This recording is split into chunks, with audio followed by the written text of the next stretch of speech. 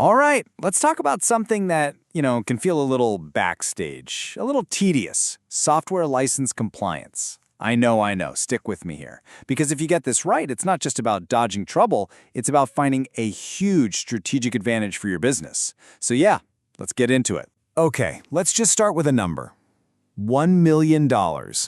And nope, that's not some made-up figure. That can be the penalty for failing just a single software audit. Just imagine that bill landing on your desk out of the blue. That's the kind of thing that can stop projects dead in their tracks. And if you're thinking, well, that's just a problem for a few unlucky companies, think again. A whopping 68% of organizations say they're dealing with major licensing headaches. That's more than 2 out of 3 businesses struggling with this.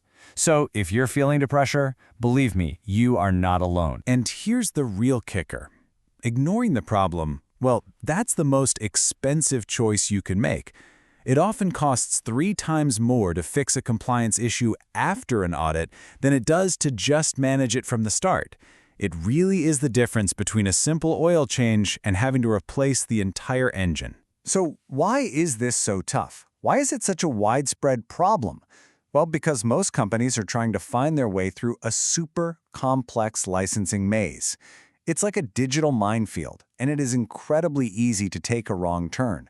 Let's take a look at why it's so tricky. First, you've got the old school model, the perpetual license. You buy it once, it's yours forever. Kinda. The catch?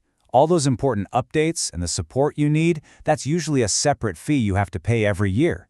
You miss one of those payments, and suddenly you're running software that's not secure.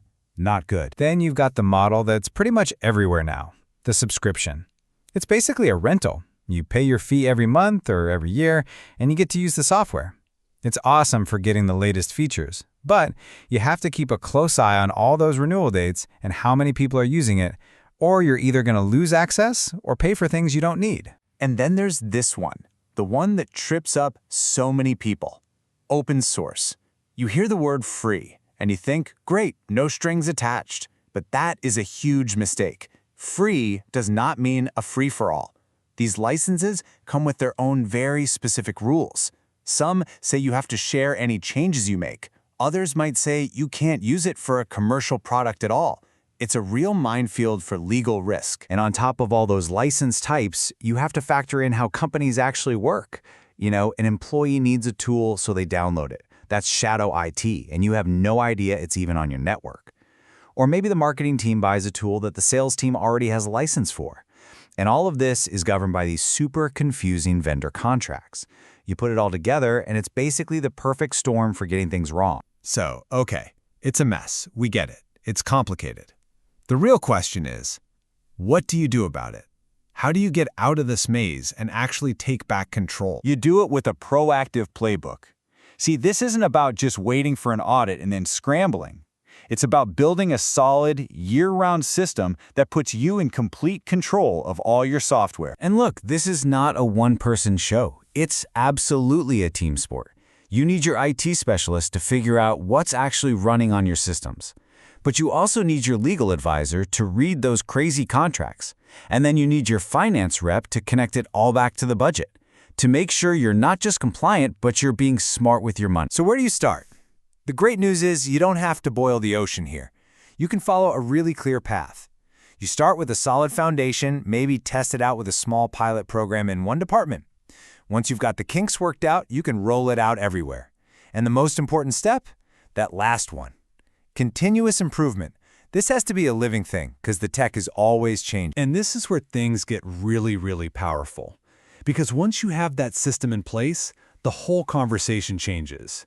You're not just playing defense anymore, trying to avoid audits. You start to see real, tangible value. For maybe the first time ever, you have total visibility.